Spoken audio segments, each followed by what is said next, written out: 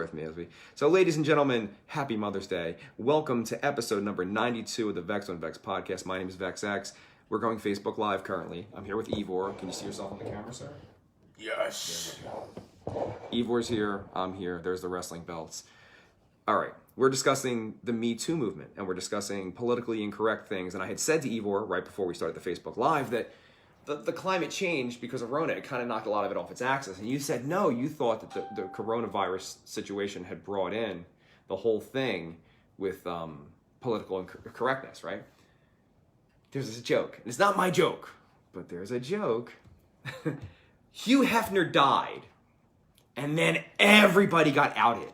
So, like, Hugh Hefner was like the magical, evil fucking demon keeping all the sexual, weird predators at bay or, like, protected. And as soon as he died, that's when Harvey Weinstein happens. Everybody got Me Too'd. You know what I'm talking about when I say this? Any thoughts on that matter, sir? Not on that exact matter, but what we're leading to, what relates. Yes. Right? I found it really offensive myself when I was reading an article, and it was about Newport cigarettes and how they're going to ban mentholated cigarettes because it's causing too much cancer in the black community, right? Okay. So how prejudiced is that for them to state that fact when there's plenty of white people that, like, so they're singling out different races and stuff like that, so they're causing a situation of ununity in our country. The media and there's already a lack of unity. A, B. This is not a political program. I know, but that's where it led to, and I didn't mean to go there. I'm not going to say they, and I'm not going to say that. So Howard Stern couldn't exist. Well, that's this back then. Now, so we're going back around at the beginning of the podcast. We were discussing Howard Stern. The Howard Stern show is a shell of what it once was, and what made Howard Stern so great was his irreverence and blue comedy and toilet humor and sexuality. Like, he was talking to frustrated middle-aged men who, just wanted to fucking have a little bit of an outlet in their car. So, I don't know, man. Howard Stern definitely changed his stripes. The reason I bring it up, there was an article that came out literally like a week ago, and now when this airs, it'll be like 5 weeks ago, that said his show is just a piece of shit. And then Artie Lang, who was very close, 10 years on the program, almost 10, 9.5 on the program, he said that he believes, he doesn't know this, that Howard Stern's legacy for when it's over, he wants to be remembered as a great interviewer. Because he is a great interviewer. Like, he had Paul McCartney in. I'm not a huge Paul McCartney fan. He's all right. I like Yesterday, good song. But I am. You are? Yeah, I love Paul McCartney. Why?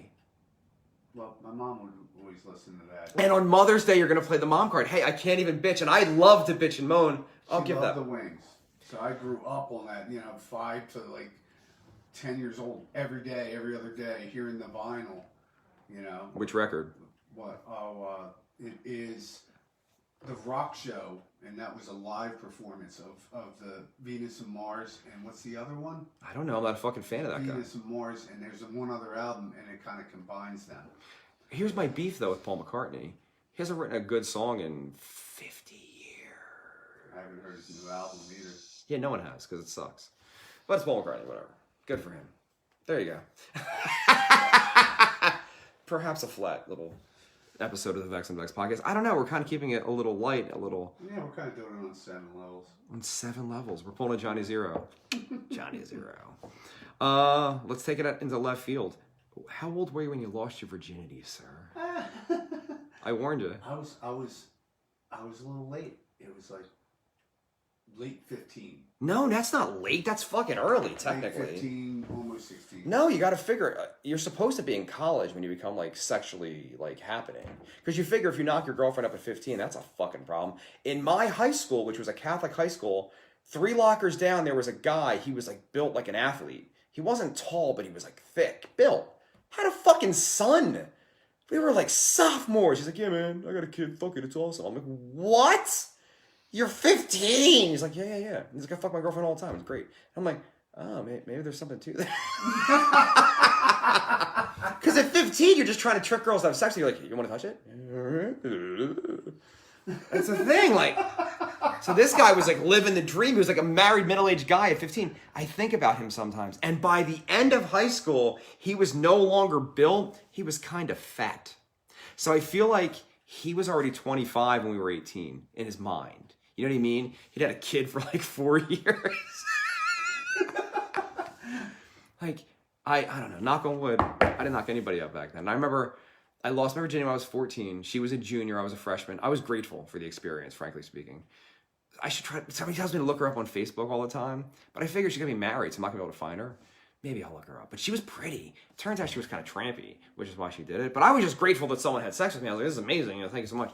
And then I a few months later, I got my own little girl. And she wasn't experienced, and she was a virgin, and yeah, that didn't end well. She literally faked a pregnancy. Wow. And then she faked a miscarriage. Like, it was like complicated shit. Now, granted, I had broken up with her. I think I fucked her, and then we got in a fight. I was like, I don't need you in my life. Ah. And then she felt used, which I guess she was. I was a child, you know what I mean? But to fake a pregnancy and then have the wherewithal to fake the miscarriage. And then it was like using people in between as go-betweens. I was like, oh my God, I remember literally, this happened. This happened. I'm praying to God, my sweet baby Jesus, in your little swaddling clothes, Lord in heaven, don't let so-and-so be pregnant. If and she's not pregnant, Lord Jesus in the heavens, I will not have sex again until I'm 18 years old. And then, and then she wasn't pregnant. And I was like, so listen, junior year, no sex. Senior year, no sex.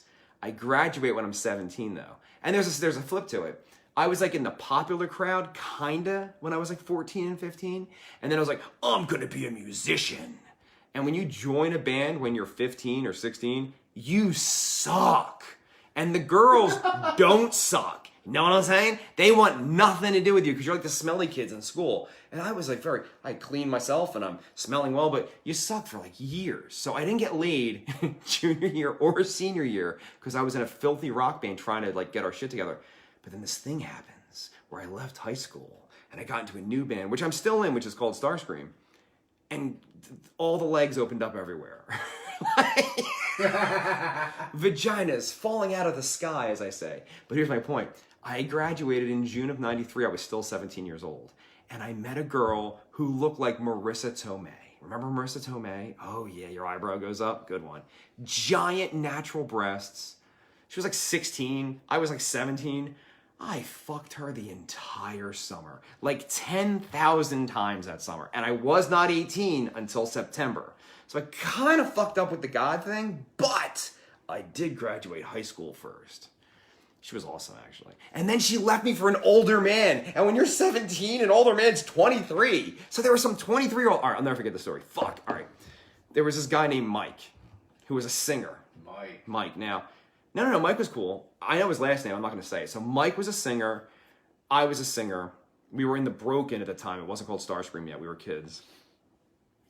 We would hang out. When you're 17, 18, 19, you can't get into a bar yet. So even though you don't have a curfew, at midnight, where do you go? You can't get into a bar. So there was a lot of hanging out, and we all had stupid little shitty cars, and you go to diners, which cost money, but we'd go anyway. We knew this guy, or Mike knew this guy, who was the overnight gas station attendant at some fucking local fucking thing, and that was one of the ones that had the stores in it. So we'd go in there, we'd kind of pilfer things, and he would look the other way, wink, wink, and we started hanging out with this guy. And he looked just like us, like he was a young-looking 23. Thinking back, by the time I was 23, I had a mortgage. This guy lived in his mom's apartment and worked overnight at a gas station. Clearly not a fucking winner. He didn't have a car. I remember this. He lived across the street from the gas station. But he was like 23, so he was like, ooh. And I went in, and I was a kid, and I was like, you should see my girlfriend. We're hanging out. I was like, man, she loves it on top. She's gorgeous. Looks like Marissa Tomei. Boosty bop. Life is good. And he's taking this information. He's writing notes. True fucking story. A month later, no, not even, like 2 weeks later, I'm working my stupid job to pay for my stupid car. And my girlfriend goes to a party. And who's at the party with Mike but gas station attendant guy? And he's like, oh, you're so-and-so? And she's like, yeah. She's like, I heard about you. Vex told me you like this and you like that, and he shouldn't have said those things. He shouldn't have disrespected you like that. And she dumped me for the 23-year-old. Yo, I got set the fuck up. 23 years old. Now, if she's 17, and she was 16, and he's 23, that's a fucking child molester, bro. Like, for real. But it's the 90s. It was a long fucking time ago. But this happened, and I was livid. Actually, I'm a liar. I wasn't livid. I was heartbroken. Remember that song, Aerosmith? I was crying when I God, met really? you. That shit had just come out. Really? I was driving around in my car in this neighborhood where I live now, because she lived here. I was like, it's my girlfriend. Listen, Aerosmith, crying when I met you. Now, listen, I begin college in September. I'm not 18 yet, but I'm going to be 18.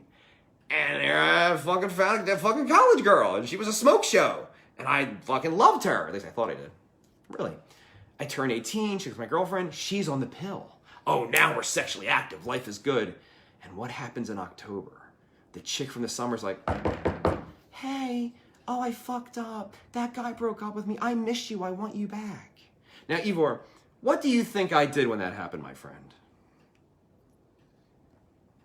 Well, this is you, not me. So what did I do at 18? I think you probably shot her down and turned her away. Not only did I shoot her down, I left her on a hook for 9 months. Oh, man.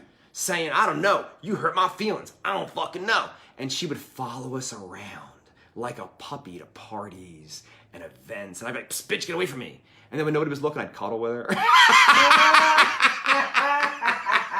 You're evil. I was hurt. Bitch, you hurt me, I'ma hurt you. And I did for months. That was kind of mean. Looking back. But no. We were kids. Now she was 17, I was 18. Yeah, and then I bought another car, because my piece of shit, and I sold her my piece of shit car for like $400, and it was a piece of shit. And she didn't have a license, and she's a kid, and we went and she signed it over. I remember I was with my parents at the time, because I was 18. I come home, and her dad's on my answering machine. Hi. This message is for Vex. This is Dr. So-and-so. And he wasn't a fucking doctor. He was a chiropractor. Yeah, there you go. That's how much of a doctor he was. Yeah. She's definitely listening to this. I hope so, babe. If you're around, we gotta fucking reconnect now. If those breasts still look that way, I doubt they do. It's been a very long time. All right, we're gonna close the Facebook Live. So, ladies and gentlemen, on the Facebook Live, this has been episode number 92 of the Vex on Vex podcast. The Vex on Vex podcast is available on the Podbean application on your phone under the Loud and Loaded network. Happy Mother's Day to all the mothers. This is VexX telling you to stay frosty.